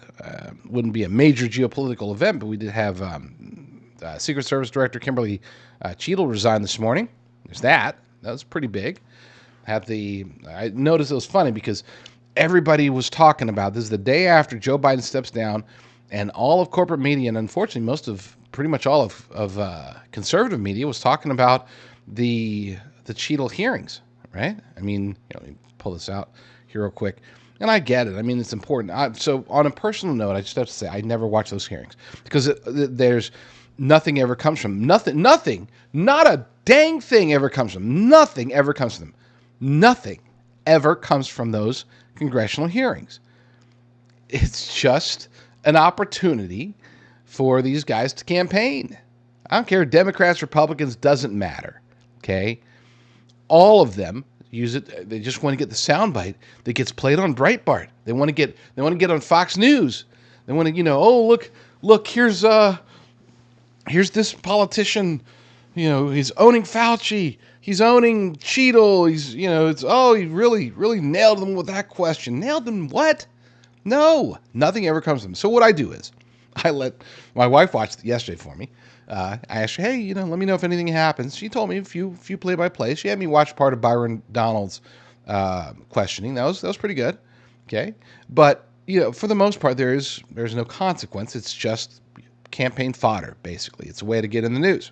That's how they treat it. That's what happens, and then there's never any consequences. Well, technically speaking, today you could say there's consequences, right? Because, hey, she stepped down. Did she step down because of the testimony? Or was she planning on stepping down, as we reported last week? Was she already planning on stepping down, and she wanted to do the testimony to give a predicate for why she's stepping down, because she'd already said that she wasn't going to step down? I think it's all planned out, which, again, is another reason why I didn't watch it. And with that said, I did get a lot of crap for yesterday because we had published over on all of my sites, including thelibertydaily.com and noqreport.com, that our sources were saying that Cheadle would resign on Monday. And I got a whole bunch of people saying, oh, you were wrong, she's not resigning. And then, thankfully, she resigned today. We were off by a few hours, sorry. But she did resign, so there's that. We might cover that. But here's the thing. So the day after Joe Biden drops out, Kamala Harris is in the process of being coronated, anointed, whatever you want to call it. The day after, everybody's talking about Cheadle. And I get it. Don't get me wrong. I know it's important. The attempted assassination of Donald Trump is extraordinarily important. But why it was everything. Everything was about it. That. There were other news articles. And I get to see, don't forget, as editor of The Liberty Daily and NOQreport.com, I have to watch the news constantly, not on television. I watch it. I have my feeds. We have over 250 sources. I read every single headline every day. That's anywhere from 1,500 to 2,500 headlines. I read them all. Okay, and I get an idea of what are people talking about. How big of a deal is it? How what's the zeitgeist of conservative media, so to speak, at any given moment, and just an insane amount of discussion about, things that were said, and nothing of true consequence was said. Let's be clear. I mean, there were some gotcha moments, but for the most part, it's the same thing every time. Congressmen or senators get up there and they fire away questions and they start to let the person answer, but then they stop letting them answer because that's what they're supposed to do. And, it's just yes or no. This is a simple yes or no question, Mr. Dr. Person, sir. Are you evil or are you stupid? It's a yes or it's either or question. Pick one. Those are the only two possibilities. Well, it's more detailed than that. No, there's no more details. Just answer the question. Well, okay. Well, I'm going to take that as you're answering both. Put that on the record. He said that he's both stupid and evil. I mean, it's theater. It's kabuki theater. That's why I don't watch him. And as far as the witnesses, the people being questioned, that's the same thing. Well, I'll need to get back with you on that. I don't have the exact documents in front of me. I'll have to refer to the department of such and such and talk to the sub department of this to be able to get that information. But I'll be sure to get it to you.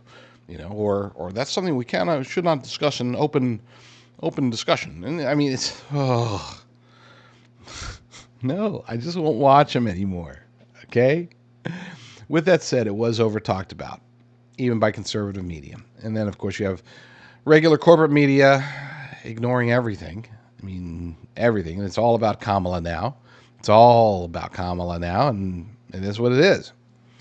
They got something they can talk about other than trying to rip on Trump.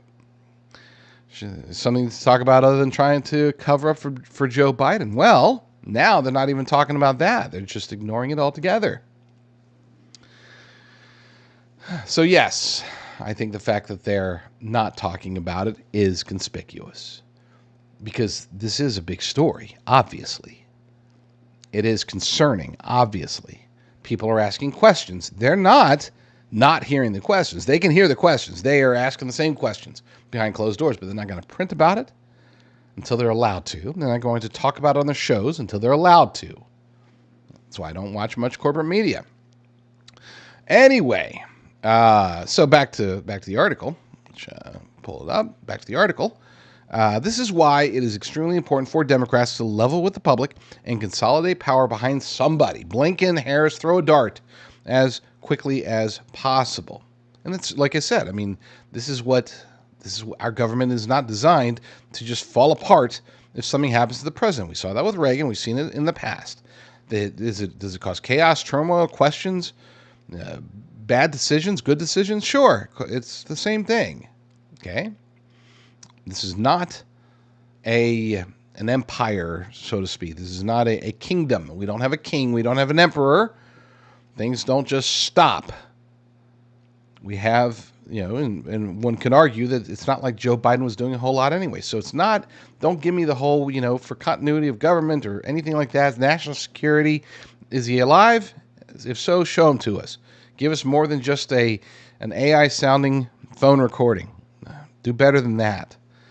Let's finish up this article. This isn't a time for window dressing. It's a time to remind the world that somebody is still running the country for the next 5 months until the election. If we do find out that President Biden is doing worse than expected or has tragically passed away this week, it's going to beget a host of questions, namely, how long has the president been in such a position?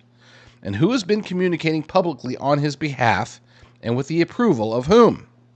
My guess is by the end of the week, we're going to have plenty more answers, but waiting in presidential limbo for the time being becomes an Achilles heel for the country. I'd say this no matter what party was in power. This situation needs to be dealt with swiftly, seriously, and transparently, not with PR spin, bluster, lies, and opacity. Now, it isn't just the party. The country is in disarray. We need answers. And that is true. We need answers desperately, and we're just not getting them. We're just not.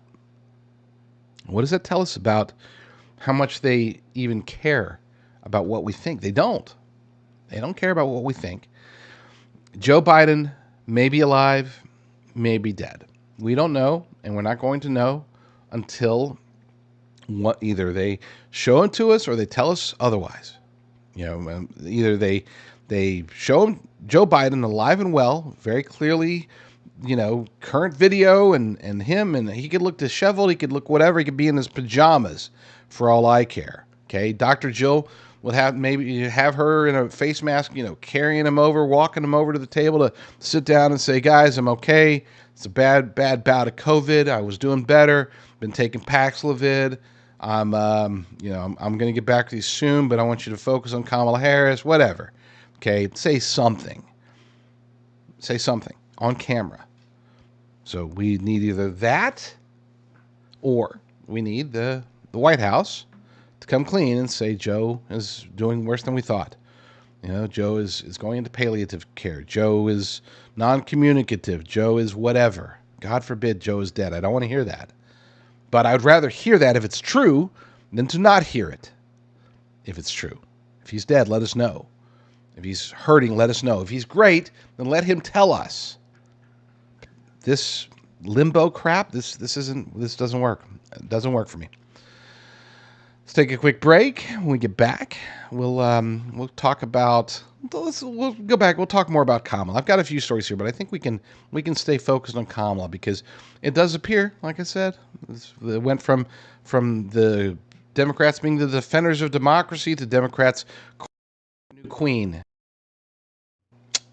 We'll see how that goes. So stay tuned. I like being a person who focuses on solutions. I don't always have the answers, but I try to at least know one or two or five different ways that we can address an issue. If we're fighting oppression, we know that we must protest. We know that we must be ready to, if necessary, to revolt. If we're fighting against a government that is just doing the wrong things, well, let's figure out who the right people are and get them into office. Those are the types of solutions that just about anybody can offer. If anybody who's out there doing a conservative or alternative news show, they can at least tell you, go vote and go protest, right? But one thing that we have that's unique about us is that we do actually get involved directly with one particular problem, and that's long-term survival, preparedness. Just in case, hey, let's say we can't stop the destruction of the United States. Let's say we can't prevent the next cyber attack. Let's say we can't prevent an invasion, God forbid, or anything like that. Then at least we should be able to bug in appropriately, and that's why I'm very proud to be one of the owners of a company that services Americans specifically with long-term storage beef. We're talking about the good stuff. It's not beef crumbles or beef chunks. We're talking about ribeye, New York strip, tenderloin, sirloin. We're talking about freeze-dried. It's cooked sous vide, so then freeze-dried for a 25-year shelf life. So you're good until 2049 if you buy enough of this stuff. All American beef. We don't import anything. It's born, raised, slaughtered, and then packaged and shipped out from Texas. Doesn't ever leave Texas until it's in a bag heading towards your house. So that's my contribution, so to speak. I know it's not much. I know that there's other people that are fighting really hard, getting into heavy activism, fighting the lawfare side for conservatives and all that good stuff. This is what we've got. I mean, it's different, but hopefully we fulfill a need that you have. Be sure to use promo code JDR. That'll get you the maximum discount at any given time. And as of right now, as you're watching this, that maximum discount is 25% off. So, yeah, stock up. Stock up now. Stock up as much as you possibly can. Get high-quality beef by going to prepperfarms.com. That's prepperfarms.com. Yesterday I got some comments about, you say that Kamala Harris was to the left of Bernie Sanders when she was a senator, and that's just not true. She was kind of a moderate, and I'm like, what in the world? Sometimes I think that even and these were conservatives, okay? It's not like I was getting hit by leftists or Democrats. These were conservatives saying, that's you. One was lecturing me. Okay, lecturing me in a long email. And by the way, I do read them. You can send me a note. Just go to jdrucker.com/talk. That comes directly to me, and I do read them all. I try to reply to as many as I can. But one of the big question was, I had this I don't know, I don't remember if it was a man or a woman, but they were saying that, look, we have to do better as conservative, media, conservative show hosts. We have to get our facts straight, and this is why the left owns the media, because they use words like what you said yesterday against us. No, she wasn't that liberal, and she was, just like, holy cow, they're drinking the Kool-Aid from corporate media. Stop watching. Look, I get it. I know that if you're a conservative, there's a pretty good chance that you're watching Fox News. I strongly encourage you to stop, okay? No offense to Fox News. Okay, so a lot of offense to Fox News. They are just controlled opposition. They aren't truly conservative, and I'm not saying they don't have some good hosts. They have some decent hosts, okay? But the producers, most of the hosts, no good, okay? I mean, if you're going to watch it for entertainment value and watch, a little bit of maybe Jesse Waters and Greg Gutfeld, some Laura Ingraham every now and then. I don't know. And I don't mind Laura Ingraham at all. But yeah, for the most part, I mean, it's a centrist, Some of them are left-leaning, some of them are right-leaning, but there's not a whole lot of true conservatism there anyway. So, point is that if you're, there's a lot of revisionist history that's told through corporate media, including Fox News, and one of them is that Kamala wasn't so awful as a senator. Folks, she was the worst, and I was trying to say that yesterday, that she was to the left of Bernie Sanders, and I got lambasted. Well, yeah. So after the show, article pops up over Breitbart, and I thought, you know what, I need to revisit this one because I was going to look for my article because I'd written an article about it during the back in 2019. It was. I wrote an article about how Kamala was to the left of Bernie Sanders. And thankfully, Breitbart was able to keep me from having to search through my old articles. 2019, according to the article, and this is by Hannah Knutson, 2019 ranking service rated Kamala Harris as most liberal senator, further left than even Bernie Sanders. And as I recall, I haven't... Anyway, let's just get in the article. I don't want to gloat. Vice President Kamala Harris was rated the most liberal senator in 2019, further left than even Bernie Sanders, according to a GovTrack scorecard. Harris, whom President Joe Biden opted to back after announcing that he will not seek re-election after all, was viewed as the most liberal senator prior to her becoming vice president. According to GovTrack, the ideology analysis assigns a score to lawmakers according to their legislative behavior by whether they sponsor and co-sponsor overlapping sets of bills and resolutions with other members of Congress. The score can be interpreted as a left-to-right scale measuring the dominant ideological difference or differences among members of Congress, although, of course, it only takes into account a small aspect of reality.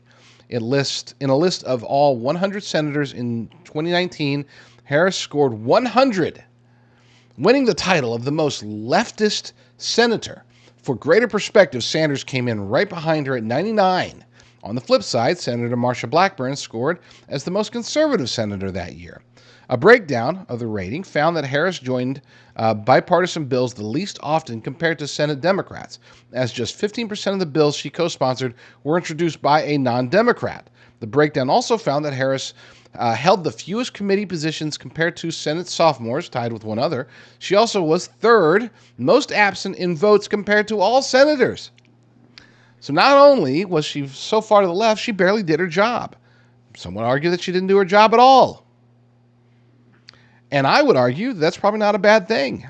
Fewer votes she gets involved in, the better. But hey, she's no longer in the Senate. So now we gotta potentially deal with her as acting president or whatever. We'll see. This stark reality comes as major Democrat players, including Hillary Clinton and Nancy Pelosi, can now throw their weight behind Harris. This is a quote from Pelosi in a statement. Today, it is with immense pride and limitless optimism for our country's future that I endorse Vice President Kamala Harris for President of the United States. My enthusiastic support for Kamala Harris is official, personal, and political. I've known Kamala Harris a long time. This brilliant prosecutor, oh my goodness. This brilliant prosecutor will make the case against convicted felon Donald Trump and the Project 2025 agenda to take away our freedoms, Clinton said Monday, posting a picture of the two together and encouraging Democrats to help Harris. Let's be clear. I wasn't going to fact check Hillary Clinton, but before we move on, let's be clear about something. Number one, Kamala Harris was not a brilliant prosecutor. She wasn't, okay? We know, I'm not going to relitigate how she was able to move up so quickly in the ranks in San Francisco, but she did. I will remind everyone that she did fail the bar exam the first time she tried to take it, and who knows how she passed it when she finally did pass it. She was never considered a brilliant litigator by anybody. Okay, nobody that knew her, at least. She only became a brilliant litigator as part of her political prowess. She was a very good politician, okay, as district attorney in San Francisco, as attorney general for California. She was a very powerful political figure. She knew how to make all the right friends, including Barack Obama. She was able to rub elbows with people like Montel Williams and Willie Brown and Barack and anybody else that she could endear herself to. This is her legacy. This is who she is. Okay? I mean, you could say that she was a very good politician, and she was. I don't think she is anymore. I think she's kind of lost her edge. Yeah, you can have a great curveball that could fool all the players, all the players in the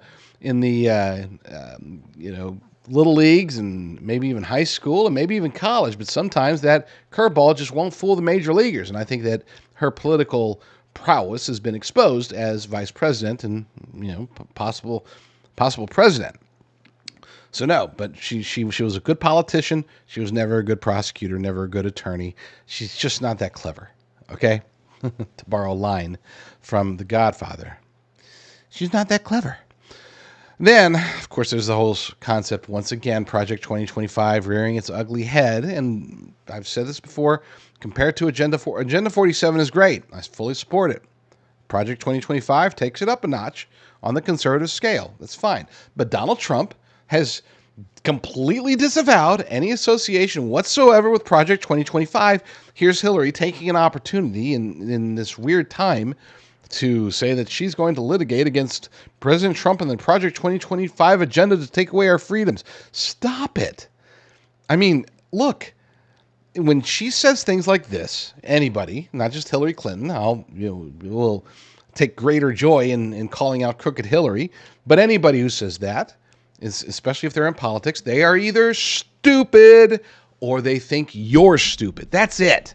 There is no other possibility because they know he has clearly, unambiguously, without a doubt, said he hasn't even read it. It's 900 pages. Why would he read it? He has Agenda 47. He has the GOP platform. That's what he's running on.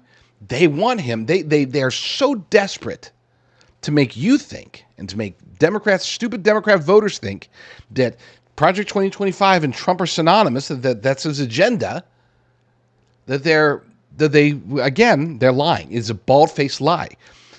Newsflash here.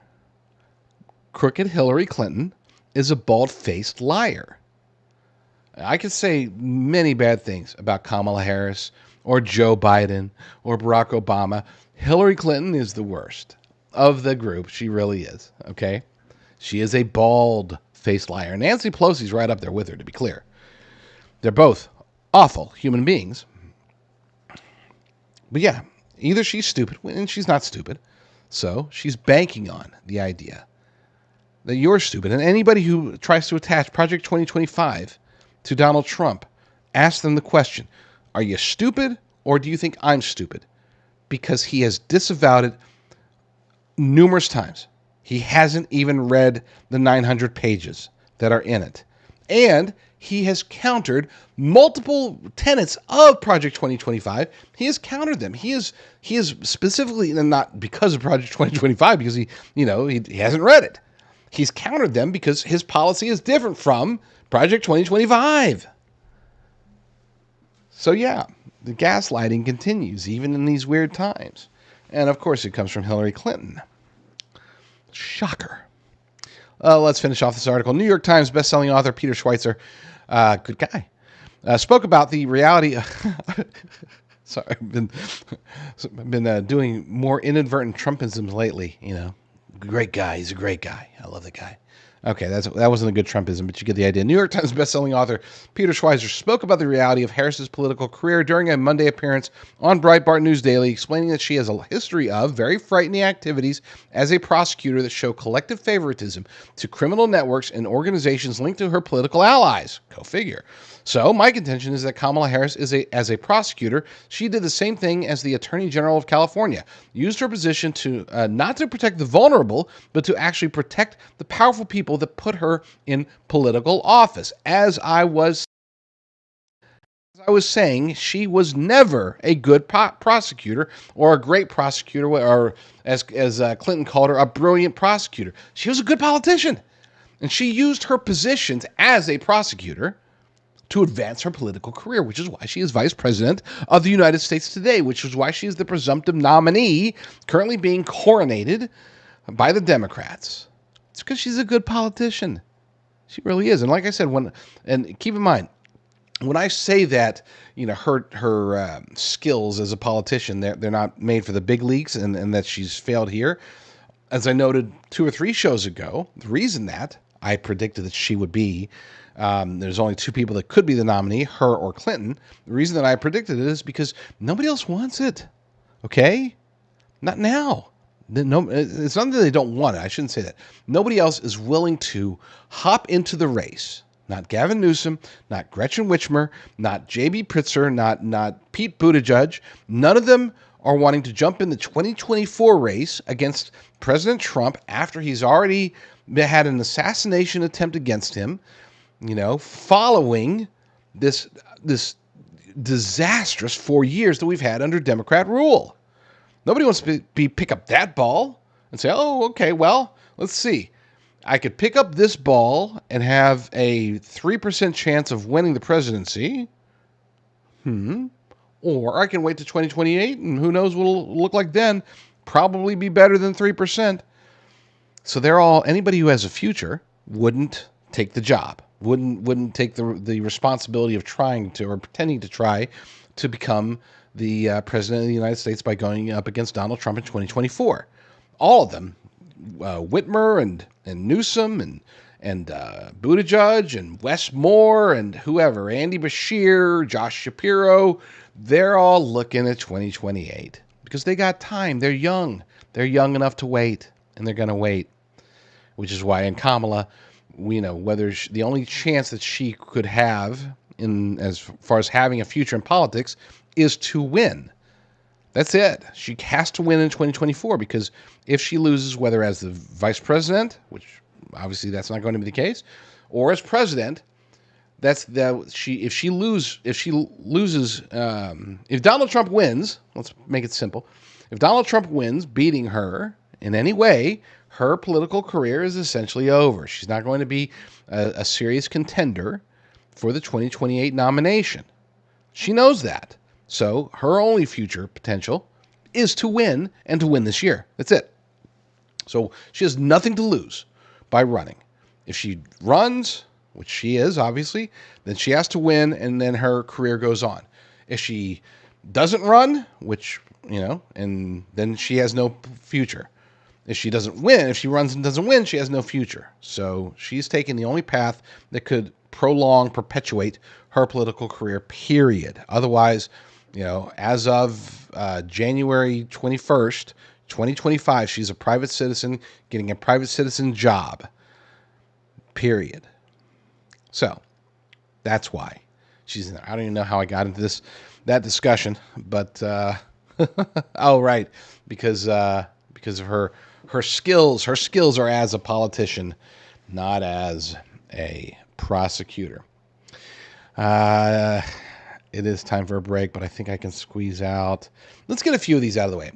We're going to talk further about. Yeah, we are. We're going to talk further about Kamala Harris. There's a picture of her. Look at that lady. Look at that lady. I don't see it. I know that a lot of people, Barack Obama famously said that she was like the most attractive prosecutor in America or something like that. I don't see it. I just don't. And here's the thing. Even 20, 25 years ago when she was hanging on the arm of Montel Williams, I didn't see it then either. It's not there for me, at least. Anyway, but not that matters. This is Epoch Times. Who is this? It's Epoch Times staff. 30 things to know about Kamala Harris, the new Democrat frontrunner, the person currently being anointed. We're going to skip through. We're just going to go through the facts real quick. We're going to do this lightning round. You can always find the article over at the Epoch Times and read it in more detail, but just some information about Kamala Harris. Number one, she's 59 years old. Okay, so she's still young enough to be president. That's fine. And so, again, so is everybody else. Don't forget that I think, what's his name? Gavin Newsom, I believe, is somewhere in the late 50s. Gretchen Whitmer is in her early 50s. Pritzker is in his late 50s, I think. Buttigieg is like 12. They're all relatively young. None of them are in their 70s. None of the ones that are seriously being considered or would be seriously being considered if they hadn't already weren't in the process of anointing Kamala. Her father was black and her mother was Indian. Her father was black Jamaican. There was a whole bunch of questions. I remember, I forgot who it was. I think it was actually Don Lemon, who he was lambasting somebody for calling her African American when neither of her parents were actually from Africa or African descent. He was black Jamaican. Her mother was from India. So is she black? Yes. Is she is she African American though? That he was saying no, and I don't know. I mean, there's somebody was saying that technically speaking, even Jamaican, black Jamaican, if they come from African descent, then that's still African American. Whatever. I don't know. I don't get into figuring out any of that stuff out. Number 3, her parents divorced when she was 7. Number 4, she explored both of her parents' religious traditions. Right now, she claims to be Baptist, but she did take a stint in looking into Hinduism. Number 5, she's married to Doug Emhoff, the most emo man, the most feminine straight man I think in politics by far. Like he just reminds me of like somebody that definitely got picked on a lot. Not even just in high school, probably as an adult. He's just so passive, so soy. It's kind of creepy. And you can see this with his, at least I don't know anything about Cole Emhoff, his son, but I know that daughter Ella, is very, very weird, which is usually the case with either an absent father or a weak father. Number 6, she was an early participant in the National Desegregation Program. We've all heard this, maybe you haven't, but there was a story that she was telling about busing. This is when she was attacking Joe Biden, by the way, during the debates back in 2020 rather. No, it was a 2019 debate. Yeah. 'Cause she didn't make it that far. I mean, even back then, she didn't make it very long with her presidential run. So yeah, in 2019, she was talking about this little girl on the bus. It was an okay story. It was pretty bad. Anyway, number 7, her values were shaped by her Indian family. Not sure what that's supposed to mean. Number 8, she studied law. Number 9. She went to school for law. I don't know if she studied. Number 9, she was admitted to the California bar in 1990. Ms. Harris took the bar exam and was admitted to the California bar in 1990. Not long after. It's funny, they don't mention. I was seeing if the only reason I'm reading that one is to see if they mentioned that she did fail the bar exam the first time she took it. Nope. Even the Outback Times. Very disappointing. Maybe they didn't know. Maybe I should tell them. I don't know. Maybe I'll tell them. All right. Number 10, she was appointed to 2 posts by California State Assembly Speaker. Now, I like how they say, by the California State Assembly Speaker. Do you know who the California State Assembly Speaker was when he appointed her to those 2 posts? Yes, it was Willie Brown.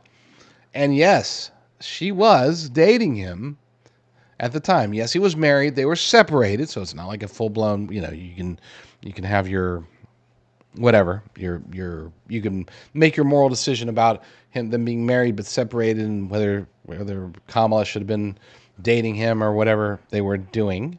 Number 11, she prosecuted mostly violent and three-strike offenses. In 98, I'm going to read this one out loud. 1998, San Francisco DA Terrence Hallinan hired Harris as an assistant DA during her time with the office.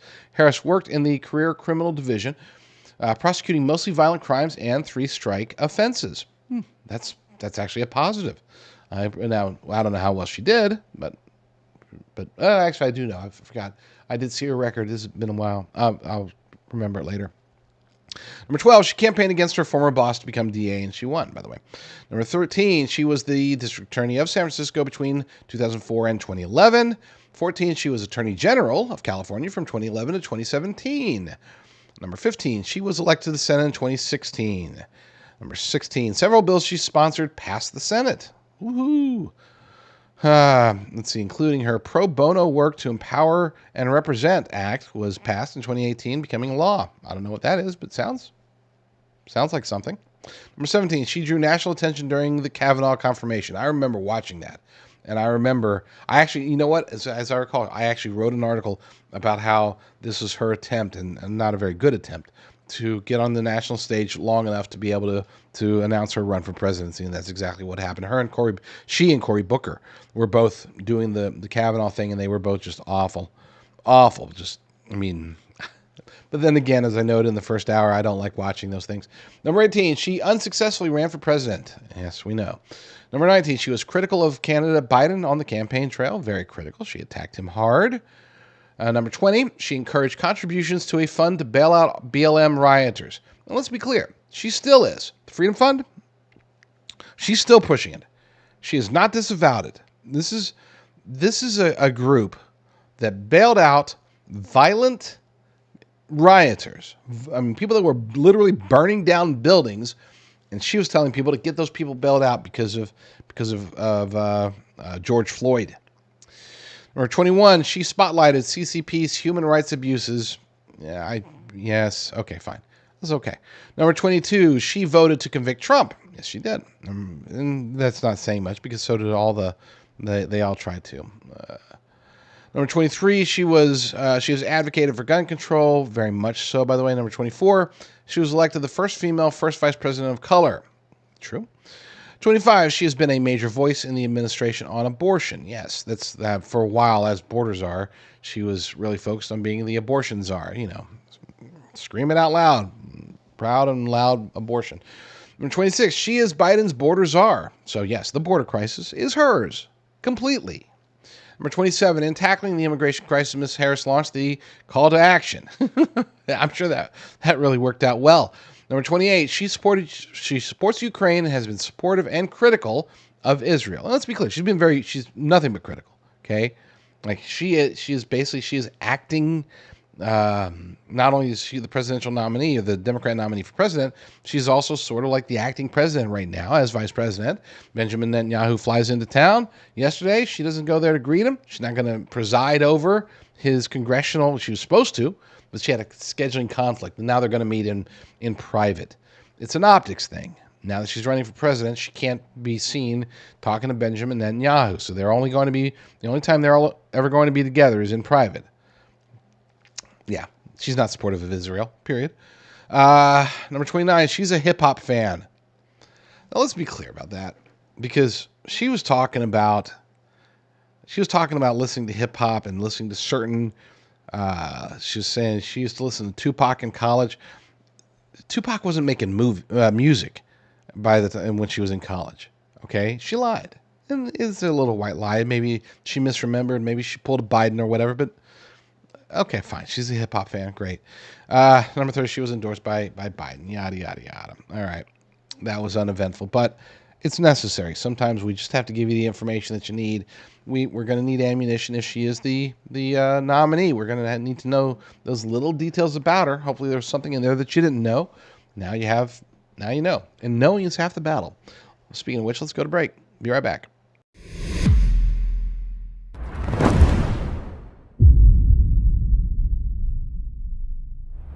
Mike Lindell here, and like you, I see our country being destroyed daily.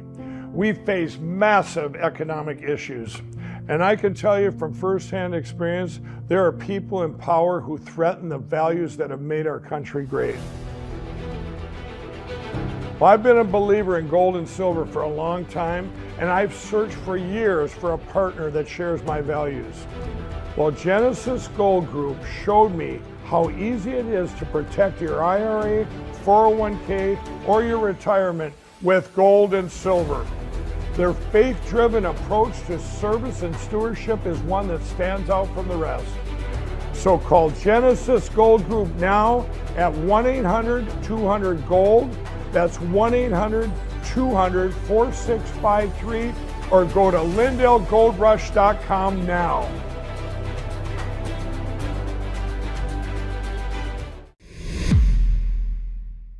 For a very limited time, you can go to mypillow.com/JDR and get employee pricing on the premium MyPillow as low as $19.98. That's $19.98. Use promo code JDR at mypillow.com/JDR. You can take advantage of that or the $25 extravaganza that's going on right now as we speak as well. MyPillow.com/JDR. Use promo code JDR for the maximum discount. So it's one thing to pull from conservative news outlets and rip on Kamala Harris. It's another thing altogether to pull from leftist outlets and rip on Kamala Harris. And keep in mind, I've picked on Axios a few times in the past. They're definitely radical leftists amongst their people, but sometimes they do try to be, reporters of the truth. That is their predicate, after all. They're supposed to report the truth. Grab a drink. They're supposed to report the truth as journalists, and every now and then, apparently, they do. This article comes to me now. That's Town Hall, but it's talking about Axios. I don't actually read a whole lot of Axios anymore. I've got them on my feed because they do get scoops, but rarely do I actually read the articles. But Matt Vespa over at Town Hall did, and he found a damning story about Kamala Harris. It's why people likely doubt her behind the scenes. And yes, they do. Including Barack Obama, by the way, but that's a whole other discussion. There's a rumor that she's just being basically a placeholder until they can get a real candidate in there. It's possible, okay? It's definitely possible, which is going to really piss off the, allegedly, tons of people that are donating to her campaign, because whoever they slide in instead of her, it's just going to get refunded right back. Maybe, maybe not. We'll see. These are some quotes, though, from this Axios article that talks about her. Well, just talks about her in general. So let's read some of these quotes. And again, from a left-leaning outlet. President Biden hesitated to drop his re-election campaign in part because he and his senior advisors worried that Vice President Kamala Harris wasn't up to taking on Donald Trump, according to 3 Biden aides familiar with recent talks about his plans. Interesting. Harris's time as vice president has been occasionally rocky, defined in part by large staff turnover, retreating from politically risky responsibilities, and mocking from some Beltway insiders. Much of Harris's staff has turned over in the past 3.5 years, and we've talked about that many times over the Liberty Daily. There was a time, I remember, it was a couple of years ago, but there was a time where it was every single week some major part of her staff left. Next, former Harris aides told Axios the high turnover is partly because of how the vice president treats her staff. Some former aides said Harris had high standards that some did not want to keep up with, but others felt that she frequently grilled them the way she grilled Trump officials, such as then Attorney General Jeff Sessions when she represented California in the U.S. Senate. Former aides often referred to it as Harris's, quote, prosecuting the staff. During the 2020 campaign, Biden aides recall watching Harris interrogate her then Chief of Staff, Karine Jean-Pierre, to the point that it made others uncomfortable. After the election, Jean-Pierre moved to the White House's press team. A person familiar with the matter said Biden told Jean-Pierre that she was only on loan during the campaign and that her move to the White House was always part of the plan. The intrigue, the relationship between the vice president's office and the West Wing, has often been tense. White House aides sometimes felt Harris wasn't a team player and stayed away from any task that with risk, such as being border czar. But some Harris aides felt that the White House, particularly top aide Anita Dunn, wasn't helpful to the vice president. At times, Harris aides suspected Biden's team didn't want to give Harris opportunities to shine to avoid her being seen as a viable alternative to Biden ahead of his reelection bid. And let's be fair. I mean, she's been called the insurance policy for a long time. There's a reason, like I remember when, it's probably, I don't know, a month after they were together, it's like, sort of epiphany. It's like, no wonder, because he had some pretty decent people. Okay, you might not like Karen Bass, okay, current L.A. mayor, but she was under strong consideration, and she's, I don't agree with her politics, but she's kind of brilliant, okay? She's good. It was Keisha Lance Bottoms, former Atlanta mayor. She was under consideration. There were a lot of women of color because, again, it was a diversity hire for the position of vice president. It had to be a woman of color. So why did they pick her? Well, because she proved to be the right choice. She probably prolonged Biden's presidency by at least a year or two just because nobody wanted to see her in the office. Anyway. Moving on, Harris has been cautious and reluctant to participate in events that weren't tightly controlled, Harris and Biden aides said. Both side said. In 2022, the White House internally pushed Harris to be the headliner for D.C.'s traditional gridiron dinner, but she resisted. Commerce Secretary Gina Raimondo did it instead. Harris has faced race baiting from some conservatives and at times has focused on critical coverage of her in ways aides have found unhelpful, like when she was when she has watched Fox News' The Five. In April 2022, Harris was the guest for a dinner at D.C. news mogul David Bradley's home, a salon-style event. Bradley hosts with Washington photojournalists and newsmakers. Harris's anxiety about the dinner was such that her staff held a mock dinner beforehand. Oh my gosh, you can't make this stuff up, and I'm glad that did come from Axios. Again,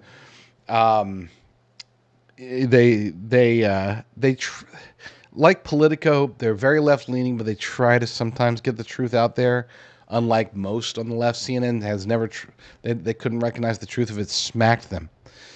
All right, if you're on my Rumble channel, then the show will continue. I'm about to do live calls with the team over at Worldview. You are watching Frank's speech. Lord willing, I will be back soon with another episode. But in the meantime, y'all stay strong, stay safe, and God bless. For years, really, I have been very opposed to email newsletters. It really comes down to two reasons. Number one, I hate the spammy ads. I hate seeing pictures of foot fungus or whatever sent to my inbox. It just bugs me to death. Okay, just get the crappy ads out of there, and I'd be okay. And for whatever reason, I thought that maybe those were emails. But number two is that if you really want a clear picture, you got to subscribe to like 15 different emails. You got to get the Breitbart email, the Epoch Times email, and multiples for both of those, and then the Gateway Pundit email. And it's like, you know what? I'm just going to go to the sites that I like. Don't worry about that. I don't want to get 15, 20 emails a day. Okay, so knowing this, but also knowing that with cancel culture, with deplatforming, there's always a chance that I won't be able to reach my audience. I won't be able to reach you. And so as a result, I started talking to some very, very intelligent people that showed me, hey, we can avoid the foot fungus and we can consolidate the emails, right? Okay, great. Show me how. And they showed me how. So as of this month, we started putting it together and I started examining it. And it's like, holy cow, this would actually work. We could actually put out daily newsletters that reach that pull from a wide variety of sources. You don't have to just get the Breitbart newsletter and get 15 articles from Breitbart. You could get our newsletter, and there's going to be an article from Breitbart maybe, or an article from the Epoch Times, or Slay News, or the Gateway Pundit, or the Liberty Daily, or wherever. Okay, and we're going to pull in between 10 and 20 articles every day and send these out as a newsletter. That way you can get my bird's eye view of what's happening. I create all these. Nothing is automated. I actually go through and I pick out each individual story based upon whether or not I think it's important enough for you to read. So there's that. But we've also taken it a step further, and we've divided it up into 3 types of newsletters. We've got one Discern Report that is designed for conservative politics, conservative geopolitics, culture.